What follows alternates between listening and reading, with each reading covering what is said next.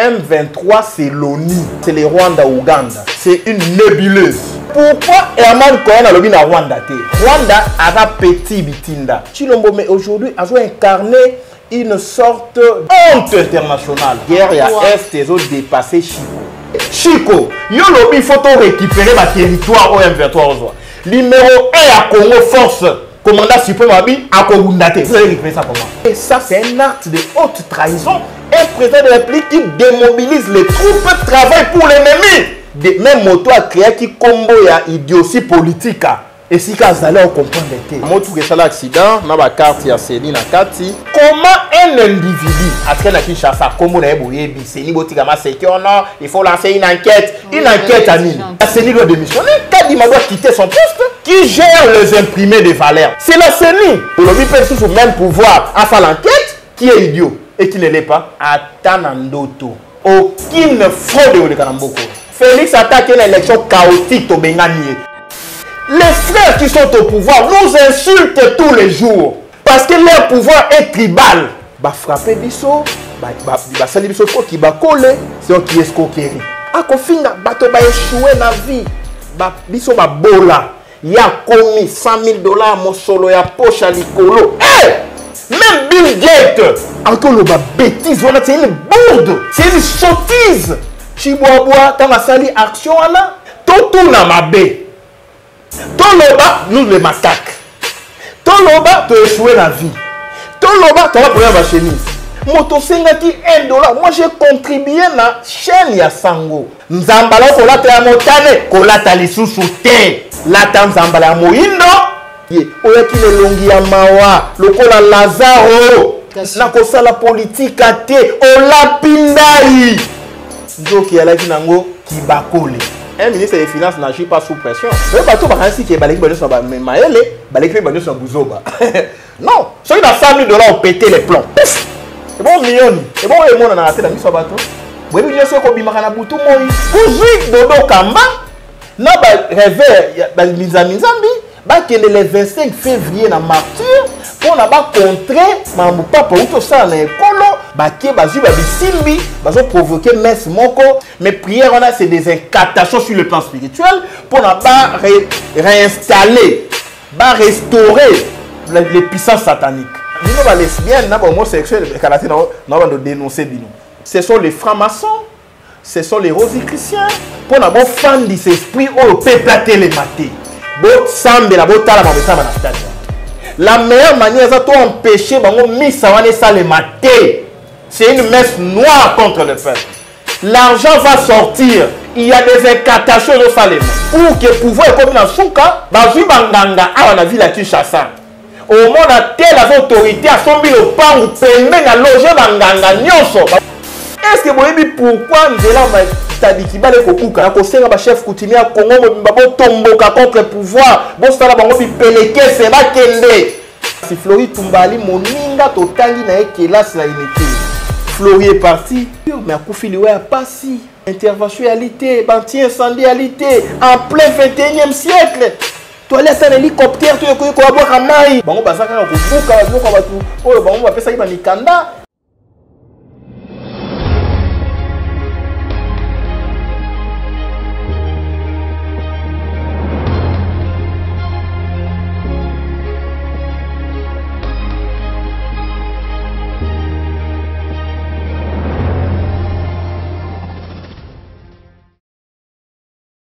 Et c'est quoi bah c'est vos alliés belé bandeko balandi ya plus clair télévision la chaîne de vérité bandeko balandi émission vérité de tous côtés mbote na bino bipai nyonso ezwami bino merci na confiance au bozali ko renouveler toujours na kati à la chaîne de vérité et en gros tout singa bino était beau continuer toujours pour s'abonner massivement na kati ya plus clair télévision pour na ko rater actualité té ya mazali ko lekana mako sala mape ko loba na kati ya mboka na biso République démocratique du Congo. Voilà pourquoi mokolo mwalelo maman Joël Kombe et l'ongona équipe ya plus clair télévision tous allez nesengo ya kokota na banda kuna bino mokolo mwalelo na numéro ya sika ya émission vérité de tous côtés o tozali na esengo ya koyamba pona bino mwana mboka Nico Maengele wazali bongo président ya Congo normal elongo na ye de tokosola mami matali mboka na biso République démocratique du Congo.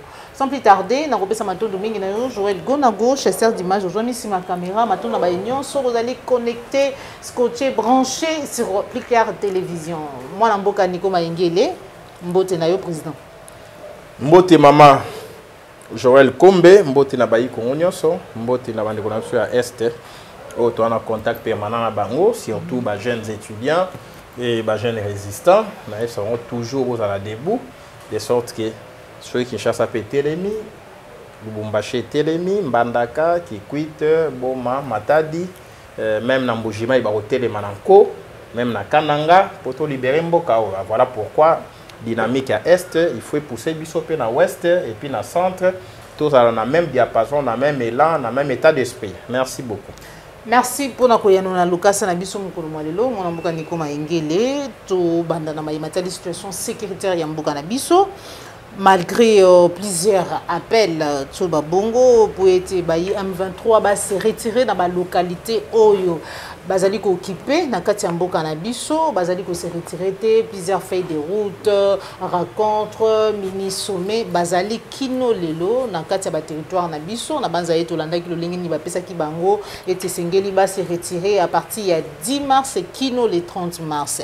Herman Cohen azali ko proposer et sengela ki na ONI ba lancer o ba bengi ultimatum moko ya retrait contre Bengi M23, basi la lancer guerre terrestre et aérienne. Merci beaucoup, merci Mwana Mboka.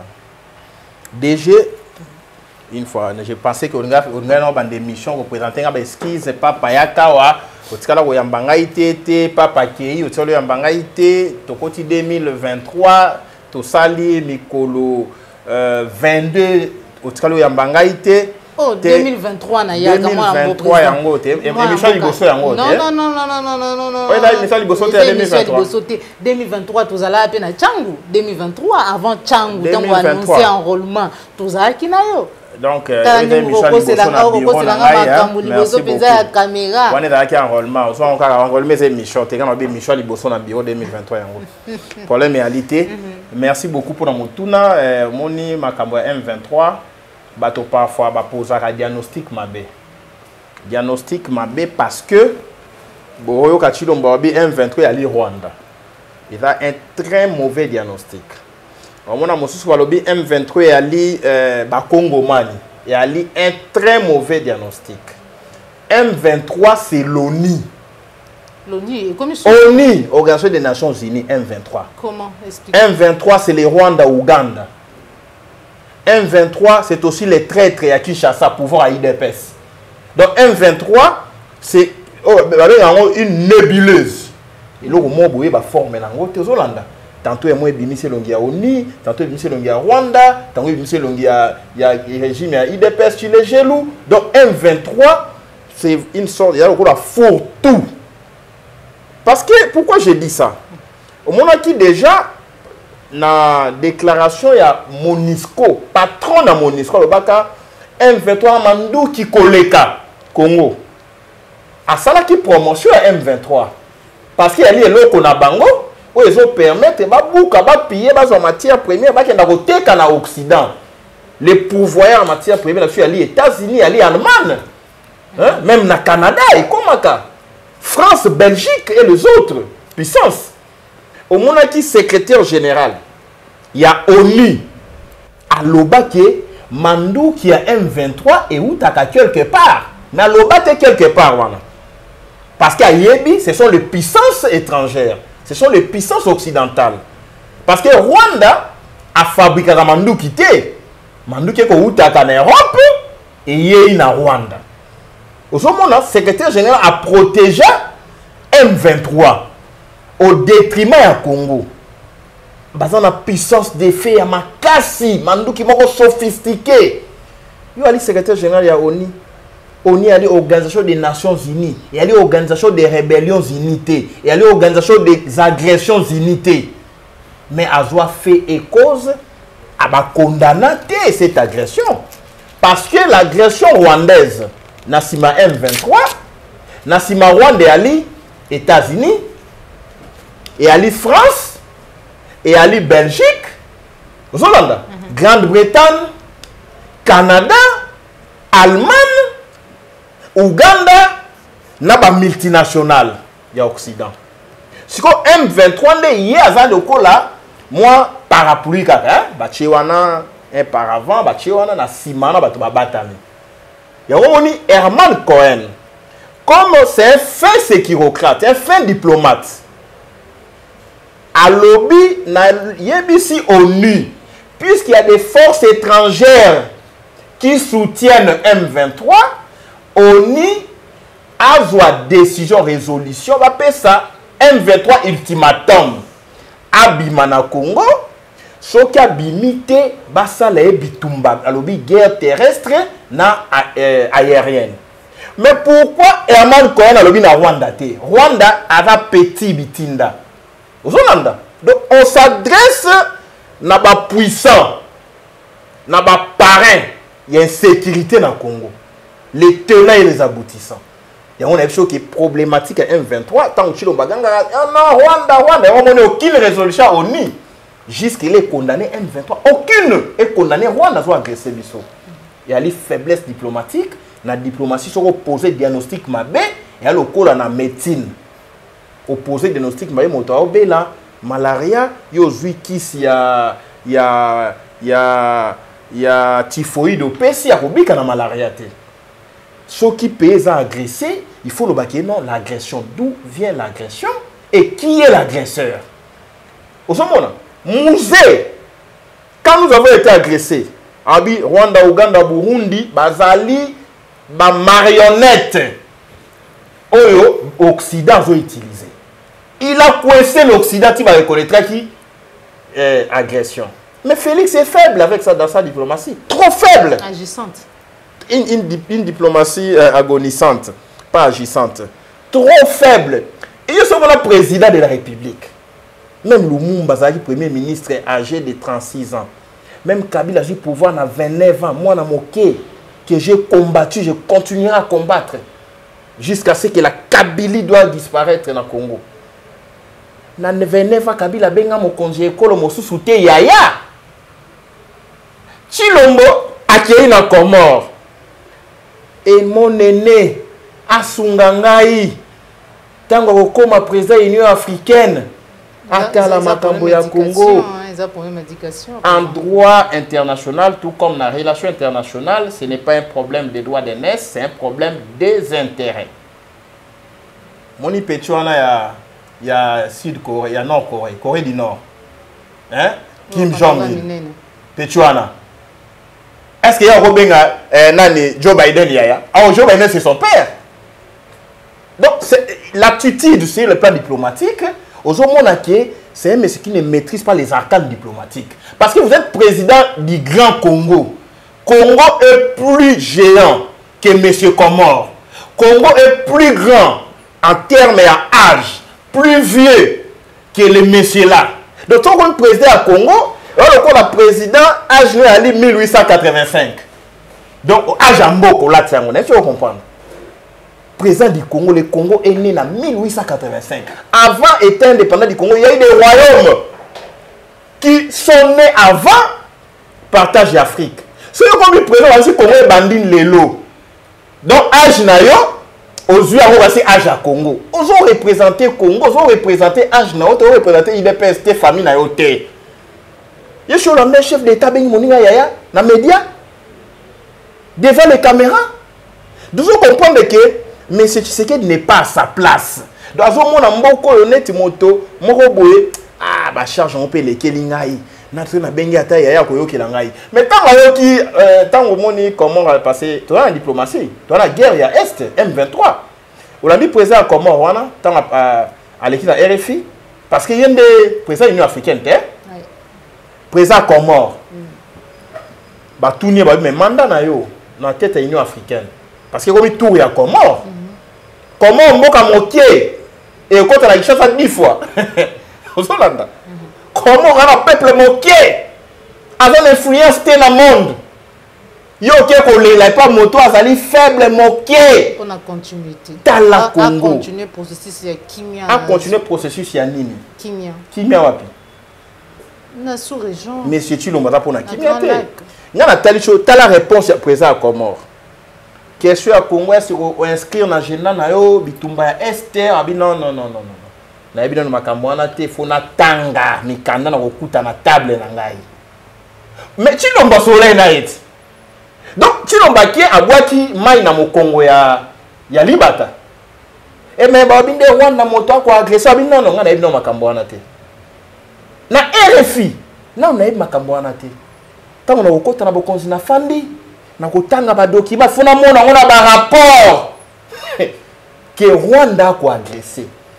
Oh, mais c'est Chilombo tant azali président Union africaine. Son katika qui rapport. Il n'y a que servir à ça la passage à vide dans l'Union africaine. Yo président Union africaine aux solution M23 T. Je crois qu'on l'est là. Un autre président entré à l'Union africaine. Mais lui il était président de l'Union africaine. L'avantage quand on est président d'une institution régionale, on a capacité à inscrire question Yamboka Songolo Tomboka Pakala à l'ordre du jour.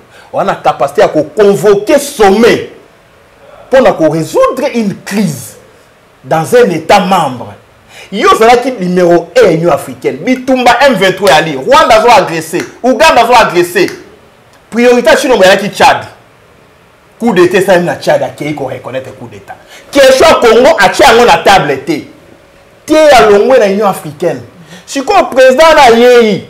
Ayi ba mwana on lo baté. Na sa moté ma on lo ba mais mwana o po yimo benga ya benga leki. Mais leki oyo bandi politique asika. Yo ala ki président Union africaine. Ça là ni pour mboka na yo. Oya ko yebisa ngai ki na tela o makambo M23. Donc ezali ba azo Chilombo mais aujourd'hui azo incarner une sorte de honte internationale. Donc comme incarnation à honte, azo humilier Congo. Ça ne se dit pas, ça ne se fait pas. Voilà pourquoi Herman Cohen a corrigé diplomatie à Chilombo. Alors il faut qu'on s'adresse aux États-Unis.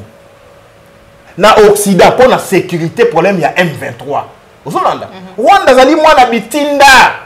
Sur les États-Unis, Rwanda, bimi ça va soudan dans l'Est, bah ça y est, bah bimi. Grande-Bretagne, sera lobby, bah bimi. Qui finance sécurité à Rwanda? Armée à Rwanda? La France, la Grande-Bretagne, les États-Unis.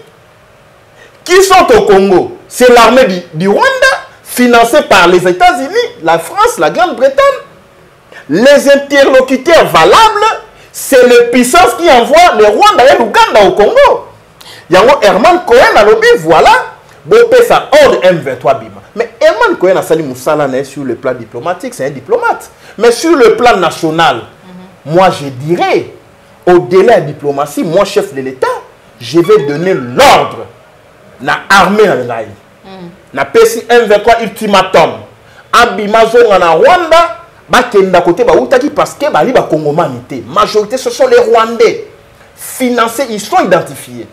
Ce qui n'a pas ultimatum bobimité, je vais frapper. Ceux qui mandou que zalité, ceux qui armés zali infiltrés, ceux qui ndenge manyon soto yo kaka ko sala ndenge. Malgré que armés infiltrés, mais M23 c'est quoi Hugo Maté. Malgré l'infiltration armée. Malgré que armées infiltrées, depuis 1996 à ce jour, ça fait jour pour jour 17 ans. Congo est tatanité, quoique, va poser un jalon aux Hollandais. Quelque part, les Congomans, les Congolais normaux, les militaires normaux, en majorité, dans FRDC. Les infiltrés, l'équipe sont ébellétés. C'est un problème, il y a aussi la politique ciblée. Bon, une deux heures, tu as un front, tel est infiltré. Les effets collatéraux de la guerre, vous allez au front, bousillez-les, fusillez-les. Ça existe pour défendre la nation. Puisqu'un infiltré, c'est un ennemi. Mais ben infiltré, un espion, c'est un ennemi. Apparemment, ton dengue, tu as dit que mais comment, comme chef de l'État, comme M. Chilombo, comme chef de l'État, tu continues à négocier avec ceux-là qui sont infiltrés, c'est que yo pour combien infiltré ou combien de service d'infiltration, puisque yo aussi pouvoir nanzela infiltré, nanzela occupant. Voilà pourquoi il ne fera rien.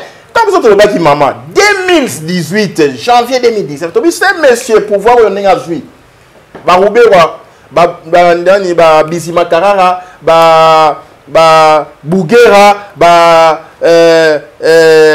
Guizaro, tous ces gens-là qui se disent Tutsi congolais. Encore que les Tutsi congolais n'existent pas. Au Congo, nous avons des nilotiques. Nous n'avons pas de Tutsi. Tout Tutsi est nilotique.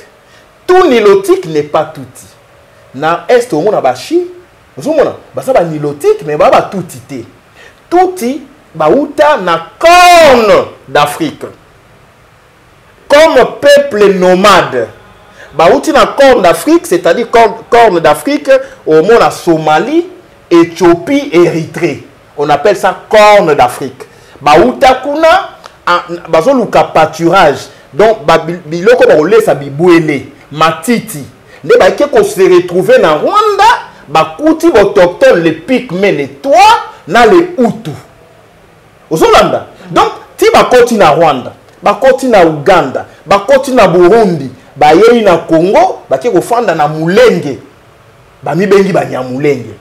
Non! Donc, nous sommes suffisamment informés. Donc, ici, bato wana ba bato biso photo senga bazonga na corne d'Afrique. Aux Hollanda. Donc, bato ba ngibenga les Tutsi congolais ba kende na Somalie, c'est leur pays d'origine, ba kende na Éthiopie, ba kende na Érythrée, même Rwanda ali mabele ba Tutsi. Ce sont des arrivistes. Okay. Ce sont des conquérants. Ils ont conquis la terre. Là-bas, bah dominé. Bah Hutu, na ba assassinat, ciblé, koboma wana bango, bah kosi bango to ali ba to yamaele ko le kabino, tala zo la fi ali milai, biso ba to yamaele to uti descendance, il y a reine de Saba. Lokuta. Voilà.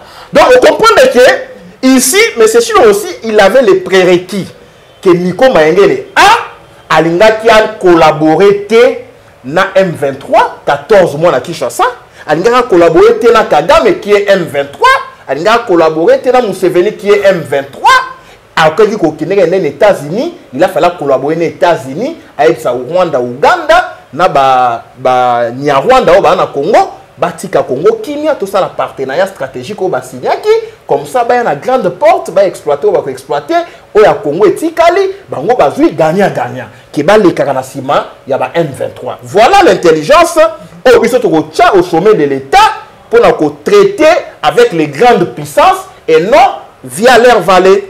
Merci beaucoup, Mme Bokaniko Maengele. Analyse nous a dit que ça, en rapport à la déclaration, il y a sous-chef d'état-major, FARDC, dans le Congo général Chico, au Alobi était tout le parti sous occupation, il y a un 23 et cause à la reprise par FARDC armée Nabiso, alors qu'il a communiqué mais sous Yoga qui était Mabele Oyo, Bayi M23 Bako Tika, Topé Basali Tika et vous allez occuper par force régionale. Il y a un monde qui le lengeni basé réparti ça qui va territoire Toba localité réaction.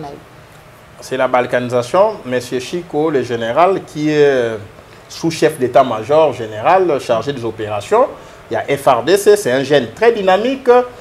C'est un jeune, dans mon déclaration, dans mon qui a un amour au Congo, quoi qu'il y ait acquis dans le Moussoussou. Mais pour moi, ça limité. Guerre, il y a Est, ils ont dépassé Chico. Ça limité parce que la guerre n'est pas générale des opérations. Pour ça, l'opération, il faut avoir aval, il y a commandant suprême. Je suis fils d'un militaire, je suis droit militaire, dans un ouvrage sur les droits militaires. En tant que chargé des opérations, alors que ça n'a aucune opération d'envergure sur terrain, sans l'aval, il y a commandant suprême des forces armées. Or, M. Chilombo a sali déclaration, là, dans un Fongola Chico, comme général. M. Chilombo a sali déclaration à Comore. À l'Obi, nous ne voulons pas la guerre. Moi, je ne veux pas de guerre. Je ne ferai pas la guerre. La guerre, c'est quelque chose d'horrible. Aux Hollandais, on sait quand ça commence, on ne sait pas quand ça se termine. Un chef de l'État en plein 21e siècle peut dire ça. Maman, qui réponse à Poutine? Je te dis que je suis chercheur sur ces questions-là. Les questions de défense et de sécurité. L'année prochaine, je vais commencer mes études même dans CHESD. Collège des hautes études stratégiques et de défense. Où ils ont un haut commandement. je suis de près les déclarations. Nathalie déclaration à M. Tshilombo remplie de faiblesse, une déclaration de peur, une déclaration d'impuissance, une déclaration d'un homme qui ne croit ni à soi-même, ni au Congo, ni à l'armée congolaise. Mazo Akimi Komba. Tonto Okola. Mazo yo, oh mazo Akimi Komba. Mazo Abundakate. Ozoeba. Donc, mon temps maintenant, tout le monde va tirer sa finaliste ou bang Akimi. Chez nous, Tonto Okola, ce que Bimi ba beti ozonyo zolela. Oyena on a le pango notre papa le bi. Quoi Nico? Nana beti ogona. Adi Bima kino bunda. Ozolanda. Si quoi mutoyo akola l'état d'esprit en ante. Même comme chef d'état, la tête tof. Il y a président. Il y a pas réponse de ça Chico.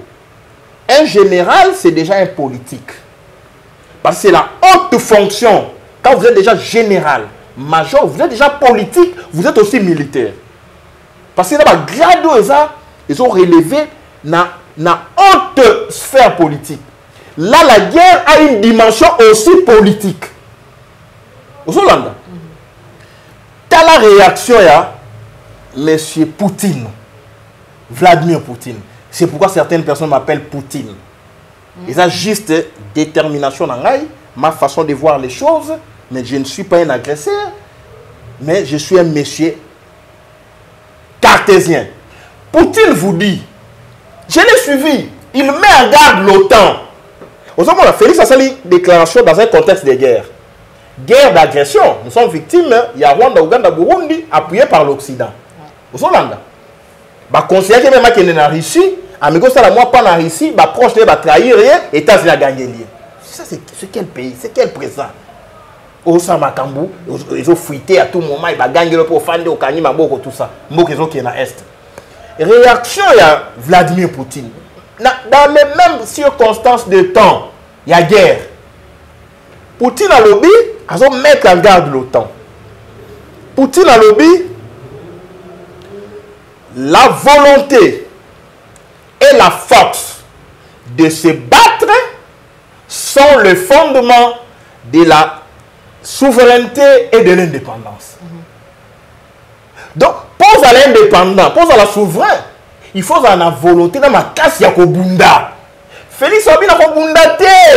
La guerre c'est quelque chose d'horrible. Poutine a lobby, ce qu'on a ma casse Yakobunda au cause de la souveraineté. Sans la volonté Yakobunda au cause de l'indépendance. Est-ce que vous comprenez? Déclaration face à la guerre en Ukraine, Poutine a agressé l'Ukraine. Vous comprenez? C'est qu'on condamne la loi internationale, mais sur le plan géostratégique, sur le plan géosécuritaire, il a limité le danger. La frontière n'a autant à installer la base en Ukraine pour pas détruire ici. À ça, c'est ce qu'on appelle la guerre préventive. Je suis chercheur sur la question. Okay. La guerre préventive, au moment où les Américains va attaquer l'Irak, il y a une théorie à frappe préventive. Toujours frapper l'Irak préventivement parce qu'avant la guerre, avant l'arme à destruction massive. En réalité, c'était du mensonge pour détruire un adversaire et envahir l'Irak cause du pétrole. Au monde. Donc, ce que l'Américain va voyou. Dans l'Irak, la voyoucratie américaine, la Russie aussi applique la voyoucratie russe. Pour l'intérêt russe. Laissez-vous comprendre. Parce que dans le monde, il y a un rapport de force. Dans le monde d'un rapport de force, on appelle ça le réalisme en relation internationale. C'est la doctrine du réalisme. Yo un discours na kobundate Chico. Yo lobby il faut récupérer ma territoire au M23. Numéro 1 à Congo force. Commandant suprême Abi à kobundate. Vous allez récupérer ça comment? C'est juste pour comprendre. Vous allez récupérer ça comment? Parce que ici, quand vous dites que la guerre c'est quelque chose d'horrible, mais c'est Félix, s'il vous plaît, Tikamboko attend l'état, tout défendre Rango. Fais-nous la catastrophe. Je te le promets. Comment on a quitté Mboko Makile Tanga? Ba Munziwa, Monseigneur Munziwa, Tangisa Makila pour l'Est. Ba Monseigneur Kataliko, Makile Tangi pour l'Est. Ba Mamadou Ndala, Makile Tangi pour l'Est. Boujamabe, Général Boujamabe. Général Boucha Mabe, dans l'autre général, Koufara na Ouganda, dans la réunion, tout ça, comme Koya. Mais qu'il est tangi pour tout bunda, pour reconquérir unité nationale, intégrité territoriale. Vous savez, maman. Maintenant, les militaires, général Chico, je m'adresse aussi à vous parce que vous avez récupéré votre territoire. Oui, ils ont intention malam, il y a une ambition à malam. Vous savez, mais pour l'action d'envergure, il faut, commandant suprême, appeler ça go. Si vous avez dit que non, voilà, la guerre c'est quelque chose d'horrible. Les militaires qui sont en front, maman, pour la question de sécurité, ma sécurité. Je reçois beaucoup de menaces chaque fois que j'aborde les questions sécuritaires. D'accord. Militaires sont en front. Haïti radio, Ayoki numéro 1, école lobby, Yako Bundana été. Guerre est loko, il y a horrible, loko est bangisata, et loko il y a mabé. Désolation. Vous savez, désolation. Ça démoralise l'armée qui est au front. On a armé, l'élément primordial, c'est le moral militaire. Moral des troupes. Un chef doit renforcer le moral des troupes. Il y a un parade na tongo chanson patriotique pour relever le moral na bango. Bako pesa bilei soda za na moral ya likolo. Ba futandako ndako etikala ina Kinshasa ba futi ba soda okike non moi sanga kuna ko lia hein bana ba okenda kelasi moral eza likolo. Soda za na manduki te. Azanga munition te. Azanga sokoto te. Hein? Azanga ba baka sable te. Azanga ba char de combat te face à l'ennemi. Moral eza likolo. Soda yo ka discours ya mokonzi ekolo. Zelensky ane makasité devant Russie. Azoganga. Botinda manduki tokobunda kaka tokolonga mais bako beta na terrain. Tu dois retendre gouvernement congolais loboko wa. Lobona ko senga soutien, aide. Oyambi ngolo lengeni. Et Ukraine. Yo so mona muto opola na bitumba wendo senga aide. Ah papa son sérieux okindo kité. Non tali so que monsieur Chilomba o gérer mboka na maseki na ko donc azomona net a komi na comité. Non, tel sur le moyen très important. Soldats en la France, c'est la présence et kola loba, babunda, ta centimètre mon côté et que n'est pas ennemi. Tant on a le bito bundate, la guerre c'est quelque chose d'horrible. Mais nous sommes déjà en guerre. Nous sommes en pleine guerre. Tant on a bundate et non ça on les a eu. Au moins numéro 1 là bas on a bundate. Laissez-vous comprendre. Bito to progresser, to boto la école, balembele. Et ça, c'est un acte de haute trahison. Un président de la République qui démobilise les troupes, travaille pour l'ennemi. Et ça, moi, Nico Maïngue n'a encore toléré à monter. Mon père a versé de son sang pour ce pays. Et son sang habite en moi et me fait parler. C'est pourquoi vous voyez que je suis trop radical. À un moment donné, l'esprit de mon père revient, habite en moi et puis je parle. Parce que Makila n'est pas pour la Congo, il y a un pour la Congo. Il y a un Makila et Kobi qui s'est étangi. Voilà pourquoi nous disons ceci. Au lieu de Luka, aide na Ukraine, Takindo qui vraiment mboka, mona mona bololé politique au besoin appliqué au thé. Non, tout le monde est en côté. Même moto a créé qui combo ya idiotie politique. Et si vous allez comprendre, il faut tout un autre terme. Tu as deux erreurs. Ukraine, bazo betaye. Avant ça, il y a Minduki. Malgré Minduki et outil Londres, Grande-Bretagne, Allemagne, France a outil Minduki. Mais Russie a reporté le territoire. Parce que pour la Russie, ce sont les anciens territoires, il y a URSS. Pour la Nico Maenge le paix, ceux qui ont porté Kivu, bon 4e comme État, moi comme chef de l'État, na ko bundisa Rwanda, Uganda, Burundi, na ko porter ma belanda. Toko tika Congo te ate katani suchi lombo toko bunde ko koma Ukraine Russie avec un Poutine na Kinshasa alobi non qui veut comme République des volcans parce que l'objectif ya mwana si qui veut comme empire humain en bon 5 à 10 ans après Nico Maïngue le président de la République n'a organisé armée la police les services de renseignement budget bilei allez go na lancer guerre. Na botoli République des volcans, na botoli empire humain, na botoli ba républicaine nyo se rozonga, na zongi si yango na Congo. Bolo baté ki ono azali dictateur. Mais comment nous sommes appui na moto Russie azobeta Poutine akobeta Zelensky mikolo nyonso. Siko ya luka minduki. Puisque nous sommes appui na Ukraine. Donc appuyer Ukraine. Voyez que senga appui na République démocratique du Congo aide à tendre le boko. Bisonde toke na Ukraine te.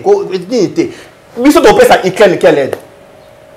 Armement Ukraine en pleine guerre les qui armement na biso. To pesa quelle aide? Financier, toi na bon côté. Aide financière, toi na bon côté. Ba soda M23 to ko ka été. To pesa ba soda no bunda na Ukraine. Minduki o Ukraine na ngoto ali na ngote. Volonté au la guerre. Aux Zelensky na ngobi no bana volonté wana te. La plus belle fille du monde ne donne que ce qu'elle a. C'est clair. Nous, on a voté la résolution contre la Russie. Dans le Conseil de sécurité. Au profit de l'Ukraine. Au Hollande. Oui. Non, s'il vous plaît, l'inverse est autorisé. C'est qui? Un autre élément. Bobby, l'Ukraine a aussi une aide. Bon, on est là qu'on peut s'attendre dans l'Ukraine. Parce que nous ne voulons pas que demain après demain, puisque le monde devient multipolaire, doctrine, il y a une polarité à monde aussi là. Les États-Unis, première puissance, Yémo, l'unique puissance dans le monde. Non, bien qu'on ait fait ci là. Russie a la puissance, Corée puissance, Iran puissance, Congo fait la puissance en Afrique. Aux Hollande, tu peux avoir aide. Non, Soudan, vous n'avez pas katana, parce que militaire à Congo. Maroc, vous n'avez pas katana, vous n'avez pas militaire au Maroc. Vous savez, vous rappelez au Marocain, tu as un partenariat militaire au Maroc, il y a Makassi. Les militaires qui sont formés dans Rabat, formés dans Israël, formés aux États-Unis. Vous comprenez? Toutes les académies militaires au monde, on avait des militaires formés. Mais Bakenda Wapi, Basile a assassinat avec une FDL, Basile a assassinat sous Laurent Désiré Kabila, sous Joseph Kabila, Chilomboku, Yekuto armée, ils ont contrôlé le côté, au point que Akobunda n'a pété. Si quoi, yo, au Benaki Batu, boya, mobilisation générale, bah jeune recrue, Tobunda, Batu Bayan armée, 10 000, 15 000. Après le salaire, il fallait pas que Kivu, Sud Kivu, Nord Kivu, infiltrer, ils sont partis à Rwanda, Ouganda pour affronter les fermées. Vous Hollande. Tant que va continuer à armer, non, je ne suis pas quand même xénophobe, mais au Tali, il y a un problème. Vous Hollande, maman. Si on va continuer à armer, c'est comme si on a fait infiltrer les recrues. Mais si vous comprenez, comment il logique et son contraire? Voilà pourquoi, tant qu'on a mis balé, Soudan en insécurité. Soudan en appui militaire à Rwanda. Soudan, pire président, master à Kagame, président à Sud-Soudan au Soudan du Sud. Voilà, maman. Yo qui est dans EAC, na ba troupe ya Soudan ba na Est. Ba troupe ba auto violé, ba zaki ba rebelle. Donc ba RCD na bango, ba CNDP na bango, ba M23 na bango, ba yé ba sécuriser biso aucun quitté. Et puis vous avez un Lutundu là, l'affaire étrangère, qui vous dit non, la diplomatie agissante, toujours siégé comme membre non permanent à Conseil de sécurité, c'est grâce à Chilombo. Est-ce que l'ONU a reconnu l'agression? Il y a Congo? Non. D'accord. Moi, je Nico Maengele, tu as une émission na Bisso, émission Vérité de tous côtés, tu as la mamie Matali au processus électoral, enrôlement, ils ont continué, mais déjà, vous avez un lobby, qui était découvert qui était Moutuka Moko, ou il y a un accident, mais quand va découvrir un matériel enrôlement électoral au même moment. Moïse Katumbi, Martin Fayulu, Pébélé, Abandekoumoussou, Azali Kotali, Salolengenini, Boujima, et Topé Kassa, Ezali favoriser beaucoup de matériel et que kuna au déploiement à la province, Missou, surtout le territoire Missou, alors que Tozali Koyo, Katongo me dit pourquoi été Kassa, Ezali depuis élection. Maman, moi, tout ça l'accident, na ba carte ya Céline na Kati, na ba fiche. Il y a identification et enrôlement des électeurs. On parle de plus de 40 000 cartes vierges, plus de 40 000 fiches. Tant qu'on accède ça, mais on tant à combo ya bateau. Il y a il y a Kasai, ok, non, Kazadi, oh non, Mafuta. Vous avez dans la vidéo là. Si quelqu'un décide ça, il y en a qui est Kasai. Mais comment un individu à train à Kinshasa, comme on a dit, c'est ni botigama sécurité, il faut lancer une enquête. Une enquête à Nîmes. Quelle enquête? Quelle Quelle enquête? La CENI doit démissionner. Kadima doit quitter son poste. Qui gère les imprimés de valeurs? On appelle ça les imprimés de valeurs, il y a CENI. Le fiche, intra, on a la carte vierge, c'est la CENI. Ce qui est bimi et fuité, on a dépôt, bimi, il y a insécurité à processus. Qui est responsable? C'est la CENI. Qui doit démissionner? C'est la CENI.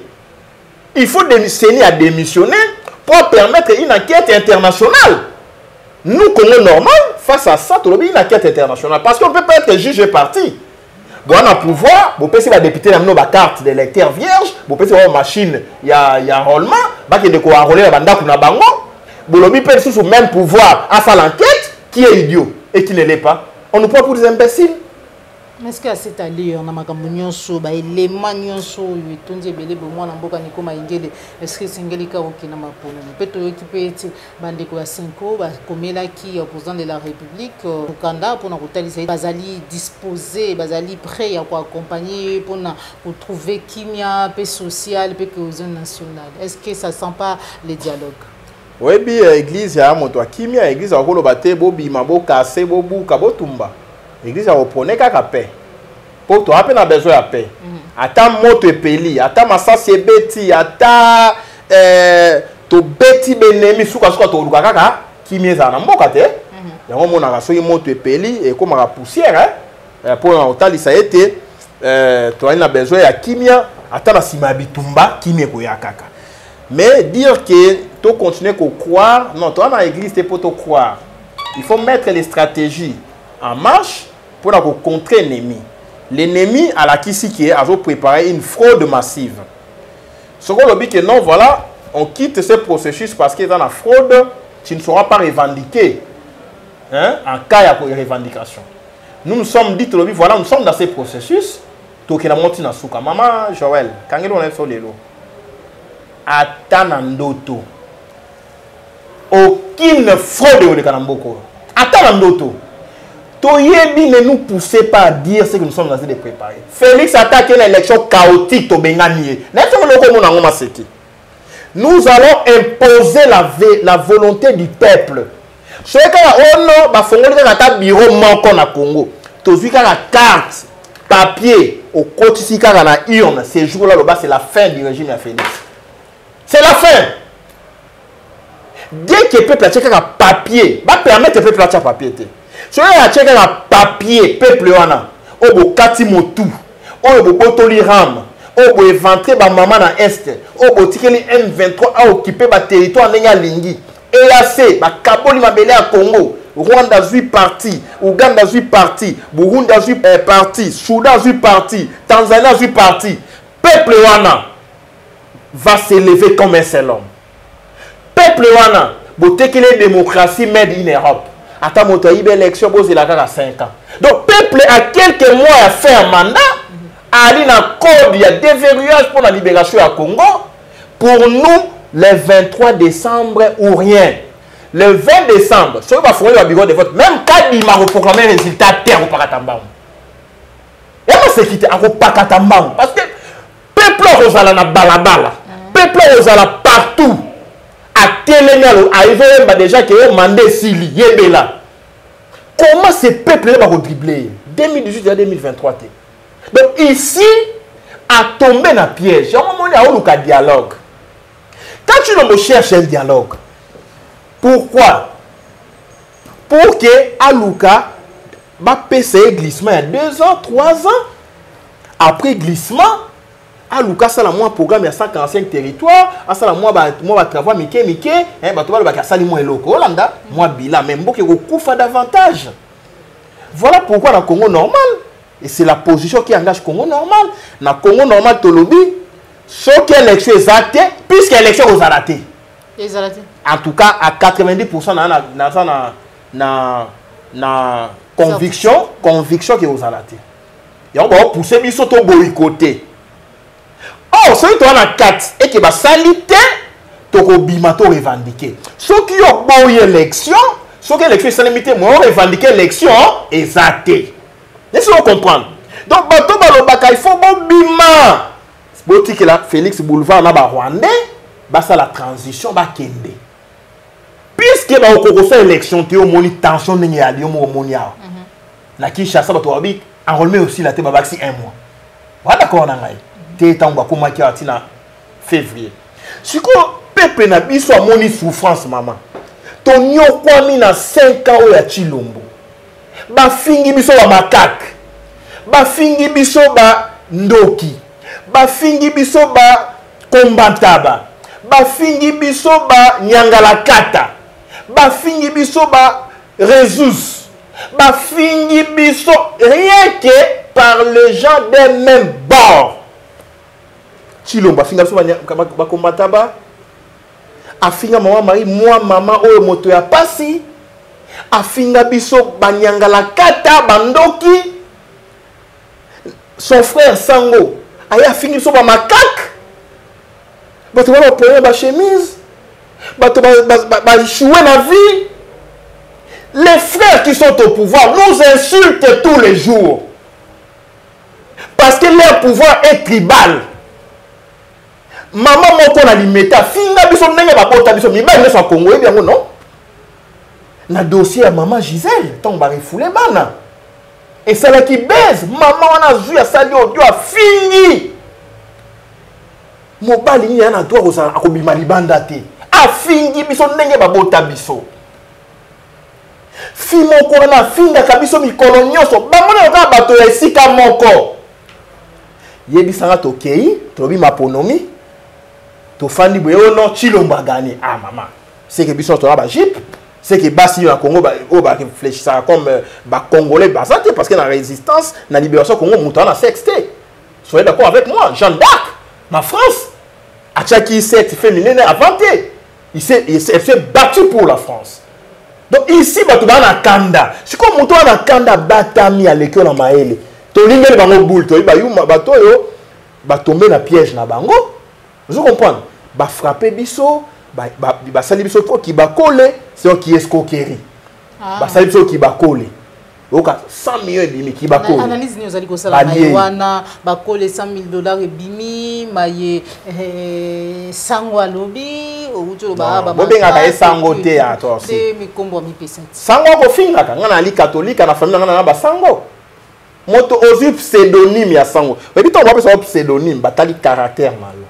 Zolanda moto babengi sango a bénéficié qui na présomption hein il y a bonne éducation présomption moto ya malamu on appelle c'est une présomption sociale peuple a dit ah maman Joël de to mona kae non ah to benga ke maman paix sociale on a un pseudonyme ça doit refléter ce que vous êtes. Voilà maman paix sociale. Ah, maman brune, maman blanche. Zolanda. Parce que on a moins le poso wana. Si ka oyo yo bakbengi yo sango. Sango ali moto ya kimia. Non, comment les gens trahissent, comment on nous a infiltrés même par les pseudonymes. Donc bonjour un diable au PC pseudonyme ya ange. Zolanda. Yo mona moto mususu alati loboko ya fer avec un gant de velours. Azo caresson na sens ya poil na li sango mais na 4 liboko wana ya li fer. Sora betio ki aïe ba makak. Oh sango te. Loboko ezali loboko ya velours. Kasi na 4 ya li na li bende. Ako finga pouf ba ressource. E makak ressource. Ako finga bato ba échouer na vie. Ba biso ba bola. Ya komi $100,000 mon solo ya poche à likolo. Même Bill Gates. Encore le bêtise, voilà, c'est une bourde. C'est une sottise humaine. $100,000 au Kangisa Mobo, ils ont quoi à livrer oh 100,000 poche ni ne compte à $100,000 la poche à likolo. Ato lati souta dans Zambé. C'est un manque du respect vis-à-vis à peuple à contribuer. Mon solo nae boko sakana yango. Donc bo benga kae sangote pour moi alors la même soutane wana. Sincèrement parlant, je n'ai aucun problème avec Sango nani Israël. Chiboabo. Vous entendez? Je n'ai aucun problème avec Chiboabo. Aucun problème. C'est ça son nom. Aucun problème. Mais le fait à l'obi Moutounio soit commenter l'actualité Oyo. Oui, à commenter. Et à commenter l'actualité Oyo a échoué dans la vie. Moi, Nico Mengele, j'ai échoué dans ma vie. Non, impossible, je n'ai pas échoué. Mais il s'agit de mon pays. Il y a une loi sur le blanchiment d'argent. Moutoko Tamba a plus de 10 000 $. Dans ma boko. Aux Hollandais. Parce que vous luttez contre le terrorisme, financement et terrorisme. Tant on a tali l'idée par ma formation, je suis un homme cultivé, équilibré. Non, non, ça c'est une faute. Il ne fallait pas. Attaquer aider une émission. Aller à gagner un micro na eux, au sali mosa na yo, ndeko Israël, au sali mabete. Mais le fait que Kolongo kokende ko signer mikanda comme agent gestionnaire na été, aux gestionnaire à crédit na été, ou ali agent de courses financières na été, ou ali agent payeur té, ou ali receveur té. Pour nous avoir solo ko cha moto na mushashino, même moi na ngai Nixon na kokende kela si na vu le meilleur na PC na bi okolia na récréation, na kotia na poche té. A kozwa tie moko na poche. Boni yo zwa mokolo ndenge wana. Ozula mo solo ali minerte. Tout na to mabe. Moto ali minerte. Parce que mineur c'est un incapable en droit. Aza li bon maté pour l'avoir assisté. C'est-à-dire un fou. Un fou peut être assisté. Ozula. Moto ali normal, mokolo. Tala ba paquet, tala mandefu. Aucun d'accord assisté comme un incapable juridique. Et en droit, on dit l'intérêt est la mesure de l'action. Il n'y a pas d'action sans intérêt. Chiboaboa, quand on sali action, c'est à la qui si intérêt à Zali na un dossier. Qui journalisme, et ali na bureau à comptable était cause la moto mon solo. Yo ali awa. Ngana na lele pa ina yo maman. Nobi maman Joël, ngane na oza boy na ko bota te. Okolanda. Na ina problème mabota, bato basambe langai. Après mission bi non mettre ko na problème mabota, yaka obota langai. S'il vous plaît, bon bani maman sali faute. O sali faute. Moto a besoin le meilleur. A gangue silité. Quand on ne besoin le meilleur, et ça sur du journalisme té. Tout na mabe. Toloba, nous les macaques. Toloba, tu as échoué la vie. Toloba, tu as un problème à la chemise. Moto sengaki $1. Moi, j'ai contribué à la chaîne ya sango. Bobenga sango te. Boluka komo musu bobenga mais sango te. Nzambala kolata ya motane, kolata lisusu te. Lata nzambala ya moindo. Tambola kana lomé na poche na ya likolo mikolo nyonso to mona ka kiyo ali na ba $. Parce que ici, biso to contribuer. Oyaki ne longi ya mawa, lokola Lazaro. Lazaro kolela. Osolanda. Moto ine lokote. Lokola moto azaine lokoto ba yembaki moto yo ebi. Azali na ebilamba te. Moto ine lambate ine lokote. Bo pesanga ta $1 na sala chaîne na ina 15 concepts. Explication. Na kosala politique te olapindai nzoki alaki nango kibakole ki escroquerie. Bon cause donc on a dit ce qu'on fait à cause abisso soit disant tu le dis après numéro ni o M-Pesa Orange Money kasinga pe na compte na moi le meilleur na transféré. Maman nani, zo mo solo tindela moninga na biso sango ya ninga sale loko ya monene to tala ye to kumisa ye to pousser ye to sambeli to pesie mon kako soir a commis a ba client a bo mengo ayo kelengi ayo ki sai a goûter miel ya mo solo o ye mo ka bi côté utaka alobi ba makak ba to pamba tala degré ya révolte. Il m'a révolté. Voilà pourquoi, depuis un temps, dans les canaux de la chaîne, je vous l'ai dit sincèrement parlant, a fierté. Comment on a sacrifié jeunesse, on a l'été. Aux Hollandais. On a la politique. Si on a commis la politique, on a la carte IDPS. On a IDPS. Si on a la politique, on a cette trompérité. Voilà. Et aller escroquerité. toloba te. Le ministre de Finance a bien été misolo wana o lelo et pesi bino nzela bo commenter bo jouir retour nango ba ainsi ti ya Chibo abandonné le bien to benga esangote a bien été misolo wana bima qui sous pression ya ba réseaux sociaux. Est-ce que les alliés locaux to pe likambu ya liboso oppression salami na réseaux sociaux? Oui bi makambo kaza di Nicolas alobi il faut démissionner. Un ministre des Finances n'agit pas sous pression. Oui, bateau par ainsi qui est balé sur maele, balé qui sur Bouzoba. Donc, baboulé non, attendez Bouzoba neni ba premier à Bouzoba et puis ba maele ba premier à maele. Donc balé sur Bouzoba, balé sur maele. Non. Je vous cite un cas. Il y a la pression en finance. Professeur Freddy Matungulu, ministre des Finances sous Kabila, 2001. Kabila fait pression sur Freddy Matungulu. Il a envie. Bobi Misamo Solo. Matungulu na finance. A eu décision. A dit non, mon solo bimarabo été. Il faut respecter chaîne. Il y a dépenses. Vous entendez? Pression les Kassaini. A démissionné. A eu mon kanda commis. Ngai Freddy Matungulu na démissionné. C'est bon, mon solo. Bonsoir, la signature n'a été. C'est ça un Congolais normal. Yo ministre de Finance, pression $100 000 et bon, million. Ceux qui ont $100 000 ont pété les plombs. Pouf! Et bon, million. Donc, il a dit que le ministre de Finance, Congo a raté. Et il a dit qu'il a poussé la porte, il a pression, pouf, et fou-moi, il m'a sauvé. Bon, il a mis sur le bateau $100 000. Et bon, il a raté, il a mis sur le bateau. Oui, il y a ce qu'on a mis sur le bateau. Oh, bah, film à côté. Bah, colle, bah, piège qui est Martin. Encore funda penani, monsieur Chiboabo. Ndenge a aux hommes solo, na sali cop na ngai. Vous comprenez? Chilomba pesi ordre, mon solo bima en violation à la loi et finances publiques, yo yena caméra. C'est seulement il va quitter. Tiens, vous comprenez? Donc monde arabe au tché au poussa au tchékal. On filmer tia une moto. Donc $100 000 il y a embouteillage té. $100 000 faut moto. Donc, on se moto tient mon son approche, on matisse la moto. Et ça, c'est le journalisme automobile ou bien le journalisme. Donc, on comprend que ici, c'est sérieux.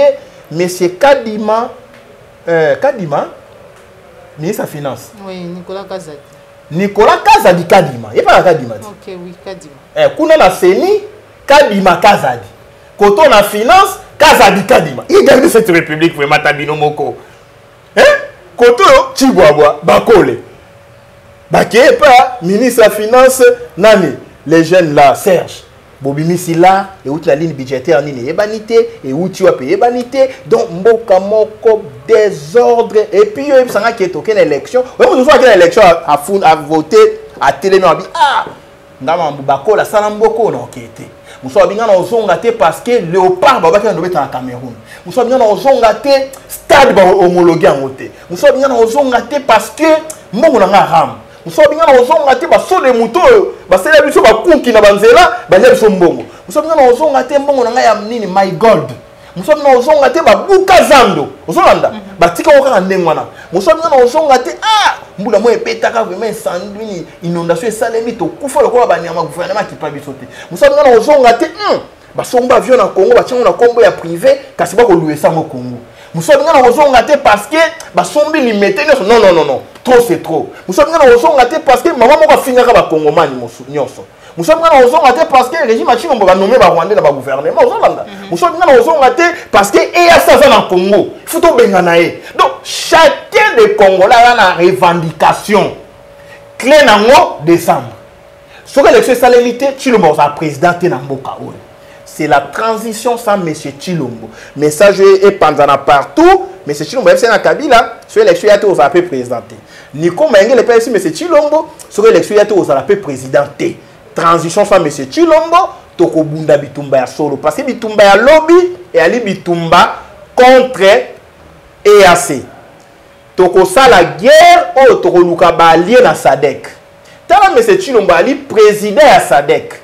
Mais on a bon de la président de l'Union africaine, oh yes, si Kazala qui a une décision, alors président à Sadek, oui ko activer mécanisme à SADC au sengi ba force musobi non et à cette no longwa biso ba force à SADC ba aider biso comme ya monique ba armée na biso ya makasité mais armée na biso so to pesa ba moyen o ba pesa EAC à ko beta M23 parce que EAC selon Lutundu là lui aussi un jour il faut tout kangaye alobi EAC na 6 mois l'État a dépensé 100 millions.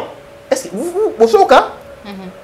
Donc, il millions. 6 mois, l'État congolais a dépensé 100 millions de dollars pour les militaires étrangers.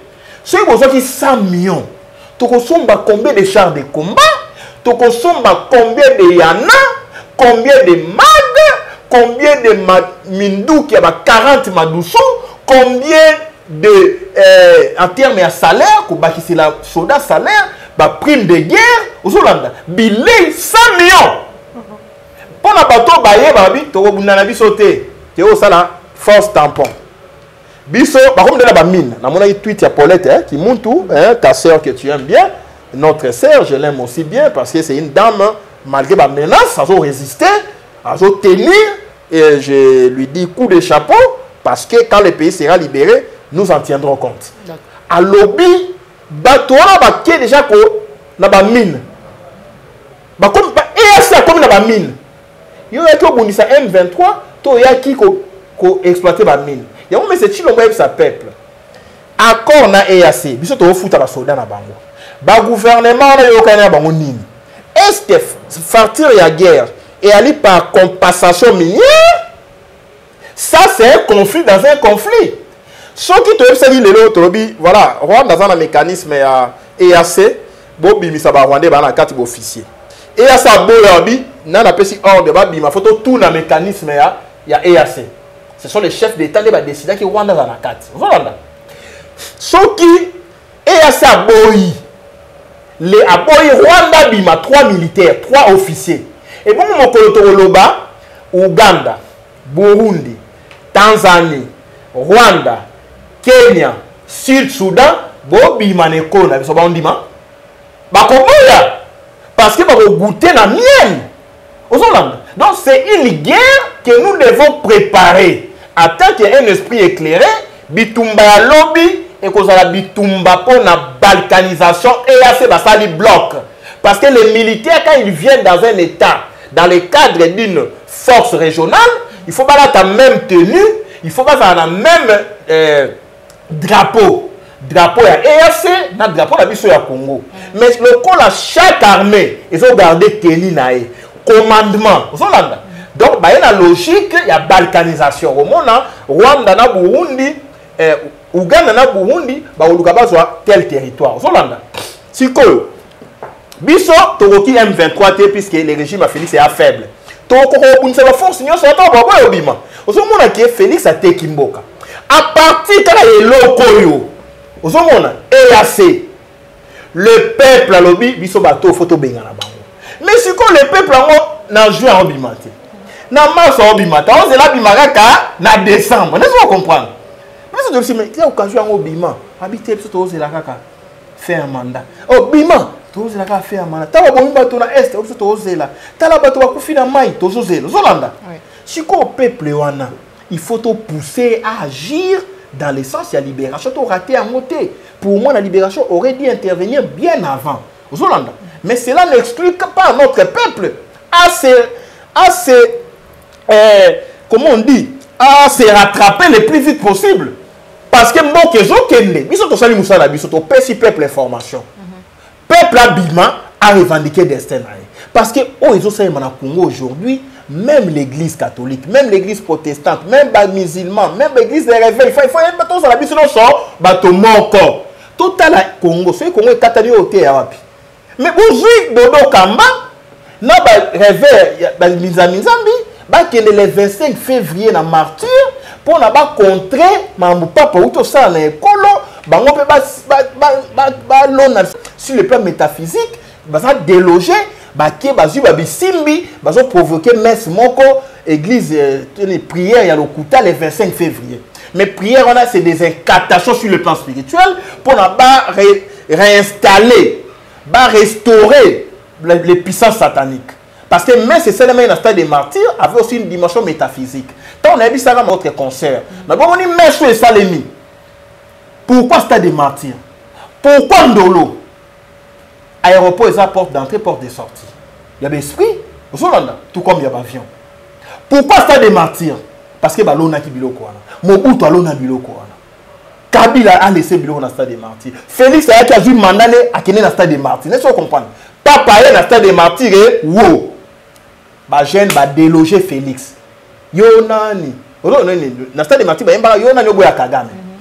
Ba installer qui esprit à Kagame, appuie la banque régime comme allié fidèle. Maintenant, dans le stade, le peuple a délogé. Parce que la philosophie des langages, il faut comprendre l'essence et la quintessence et des paroles et des gestes. Vous avez maman. Si quand on peuple à lobby, Chilombo, Yebela, mandat et Sili, va signer fait un mandat à Félix, to signer qui fait un mandat à Kabila dans le stade. Kabila to délogé dans le stade du 20 mai avec Papa Tshisekedi.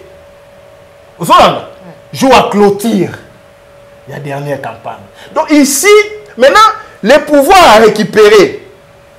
Bino va lesbienne, n'a pas homosexuel, n'a pas de dénoncer Bino. Dès les pasteurs. Parce que tout le monde est comme dans le niveau. Parce que moi, je suis spirituel, je suis africain, dans un traditionnel. Bino homosexuel. Bueno ça la messe. Ben catation na sima ko bata na prière. Oh ben église des réveils ben ici RC hein, église des réveils du Congo. Mais na sima ce sont les homosexuels. Ce sont les francs-maçons, ce sont les rosicruciens, ce sont les gens à Kankar, ce sont les gens à Maïkari, ce sont les gens à Message du Graal, tout ça ce sont des sectes. Zoulanda. Bato régime peut gourou pour na bon fan de esprit au peuple à télématé. Tant là c'est votre poto bon ganga libération et ça les ma boyebité. Stade ya ngwana bato poto c'est bana ba pasteur ya solo. Bo sambe la botala ma besama na stade wana. La meilleure manière c'est de empêcher bango misa wana ça les maté. C'est une messe noire contre le peuple. Seul Nico peut vous dire ça. C'est une messe noire. Félix est bloqué. Le régime est bloqué. L'argent va sortir. Il y a des incantations au Salem. Pour que le pouvoir comme dans Souka, on a peuple à télématé. Bazui Banganga, on a vu la Kinshasa. Au monde a telle autorité à son le pan ou permet à loger Banganga nyonso. Bauti Bandundu, Bauti Congo central, na ba tumsu l'église nous sont autant raté. Il y a moyen tabima que ne mosala a continué dans le pan ya Banganga wana ba tche mafuta. Après il y a mosala on a Kinshasa. Est-ce que boyebi makambo wana ko salema? Est-ce que boyebi? Est-ce que boyebi pourquoi nzela tabiki bale ko bukana? Uzo bukana hein? Sur lobby. Et pourquoi il était? Incendie peut salamina limité. C'est la. Nzela ni bukana nzela ni. Na tabiki bala kuna te? Oui. Et pourquoi il bukana? Pourquoi? Vous mona mboka ne bosaka nango? Bakolanda yo. Boko saka na mboka, boko mona mboka. Route ya matadi ezali ko buka. Matadi bale bukani koleka lisusu cha image wana. Parce que bokei ko gangela ba chef coutumier, bo imposer bango. Et c'est Félix qui a fait ça. Bino ba chef coutumier commandele ko katana bino bozawana. Zolanda chef coutumier lobby yoko non est-ce qu'on va répondre hein? Tango kotonga nzela, tango kiepe ya Bangkok, mema mungwa. Zolanda, mema makasu. Mtsamba. Pesa babikila kila. Matadi kibala. Nzela wane ali eza na pouvoir coutumier ali ba commune urbano rural, elle okola mboka. Zolanda ko menacer batote. Kaka nzela ofandi bo câble katani haute tension. Pour ekwe bato bakufi. Zolanda bokei bo menacer mbule beti nyonso batonga ke bukani nyonso na kosenga ba chef coutumier Congo bo tomboka contre pouvoir bo sala bango bi peleke se ba kende. Un chef coutumier ne vend pas son autorité coutumière na occupant. Bon récupérer pouvoir coutumière. Un pouvoir qui n'est pas au service du peuple, il y a une autorité coutumière. Il faut payer ça au Congo. Saka. Parce que le sujet na yo, n'est pas victime. Voilà Bendis. Il a fait un régime. Voilà Bendis. Le sénateur n'a incendie. Le sénateur, merci beaucoup. Rappelez Florine Toumba. Il a sauté dans l'immeuble. Na troisième niveau. Troisième niveau, Abimisi Bana, Motema Passi. Moi, c'est mon alité. Moto elandi a sauté à Kwei kasi Flori Tumbali moninga to tangi na ekelas la inekini. To bandi na G1. Té to silisi na deuxième licence na faculté à droit à l'université de Kinshasa. Na 2005-2006. C'est mon ami propre. Un combattant to bundi na inekini. Un jeune moi na moké. Il n'a pas 45 ans. Flori est parti parce que Destin Bengi, c'est la loi en nature, mais à Koufiliwe a pas si. Ndakweko-Zika, intervention-alité, banti-incendialité, en plein 21e siècle. Tu allais attendre un hélicoptère, tu allais boire un maï, parce que moto il a fallu des bangers, il y a des collègues boire un maï, il y a des tissus et atténuants, même chaleur. Donc de quoi Koufi, manque d'assistance, manque il y a organisation à service, il y a un incendie, un service pompier, ça peut être pompier, donc l'État est dans la rue, l'État est dans les désordres, dans la bougeotte, dans la boîte, donc si comme moto va boukinda kunae à voter binondengeni. Donc au moins les foyers de tension, ils ont belé peuple azozela bango lokola les banques qui abatami na se amatiti. Oniati asuyo. Donc, peuple a condimate banyatae. Ce que oniati toko soit. Aya mwana mais c'est Chilomba mata kita kenda. Mais on conseille pour chiter. Mais c'est Chilombo mon grand frère. Yo linga ba benga grand frère oki sai. To bunda kinayo.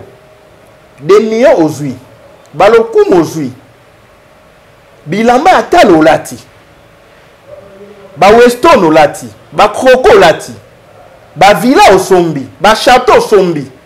Le coup aujourd'hui, tapis rouge au tamboli. Elle y a fonction présidentielle aujourd'hui.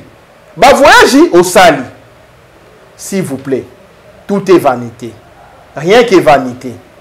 Tika Congo, démissionner, Tika la bisomboka, comme ça, Toluka, Moto Ali Makasi, Abunda, to récupérer Mboke Katanate. Publier ba cornios au Sali. Na bapaya osali mikanda ya malamu te pona Congo bitumba wana yo pe aggraver situation à est pona ba corps osali na ba Rwanda Uganda Burundi tala Kagame lobi yo ko respecter ba corps te yo yeka lobi ba corps nini yo Kagame zo bozo respecter te pona ni lobi te ba corps Kabila tikela kiyo yo signé tala si mazonga moto. Le Congo ne vous appartient pas. S'il vous plaît, monsieur Chilombo, s'il vous plaît, ce qu'on a une mission, Kosimba maman journaliste était. Ce qui va au Simba, pour attaquer Nico Maengele. Mais na sengio oti kabokonzi. Avant que le pouvoir ait quitté. Toki kopé sur la circonstance atténuante. Tobi ala ki mwana ekolo, attaque sala ki ba faux pas, attaque trahissa qui peut-être ezaki politique ya esse erreur. Mais ceux qui ont s'entêté dans l'erreur, c'est diabolique. L'erreur est humaine, mais persévérer dans l'erreur, c'est diabolique. Au salaki erreur, au embrassaki Kagame ba Museveni. Au salipe erreur, au côté militaire, il y a toute union sur la région, na est. Il est temps. Il est temps démissionner. Il est temps élection pour la candidature. Il est temps que Luka Fayulu moto a gagné qui, qu'on bénisse sa peuple, qu'on sala un dialogue constructif. Na dialogue on a toujours résolution, yo se retiré, to poni moto ya makasi a konza ekolo, yo zu avion, ok ata na île Comore, ok ata na Sainte-Hélène, to na Saint-Martin, côté au sombi wana, et ça ba île Vierge, et ba paradis fiscaux. T'as la conseil na pesio. Mais ceux qui ont s'entêté et que peuple bengana yo bande kono ebele o ba ko yiba mosolo ba kozanga place Congo. Ba frapper ba uti Europe ba kozanga place na monde. Ba ko uta na Congo to bengani bango. Ba ke ina Europe ba bengani bango. Ba ko koma ba nomade. voilà kotika peuple na olia na bon nomade te tika bokonzi kendani mais to sala dialogue moko ya kimia au démissionner na dialogue wana to ponina na zoki bokonzi ya ki fayulu sala transition à terre moi ngonga moke comme ça to restructurer armée to bunda bitumba ya solo na bato bakoluka bakata Congo soko yokeli ngai ok na kimia soko yokeli ngai te okopakata mbango malamu yokela ngai pe okende na kimia merci. Matondo mingi mwana mboka Nico Maingele président Congo normal awande toche vraiment ditono na émission na biso mukolo mwa lelo émission vérité de tout côté un petit commentaire parce que Joël Gonago azali ko la biso était vraiment toujours ngonga na biso to épouser ngonga na biso en rapport ya IGF sur Maimatali contrat chinois Sikomila. Ah non, contrat chinois, tout ça, l'émission spéciale sur ça. D'accord. On a comme un livre vraiment encore les désastres d'une primature, des faits qui acquisent Mouzito. D'accord. On a bandé le titre. Les désastres d'une primature, des faits qui acquisent Mouzito.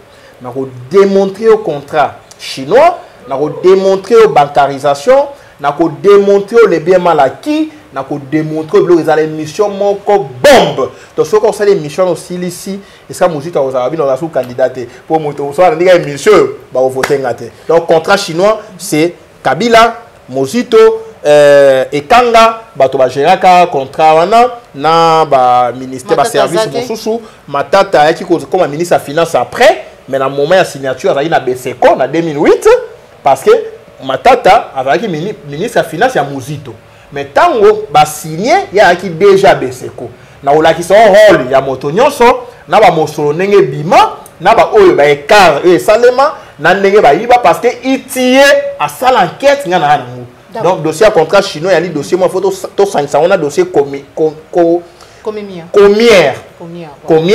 OP ba chekule ba frapper ba on va frapper comière ba Kabila na ba Mouzito ba Matata finance n'époque Mouzito premier ministre Kabwelu le ministre de finance et Kanga grand travaux aux Hollande na bureau mon la présidence qui suivi à contrat chinois nyon soana to son rôle qui a fait quoi numéro de téléphone mon amboka Nico Maingele.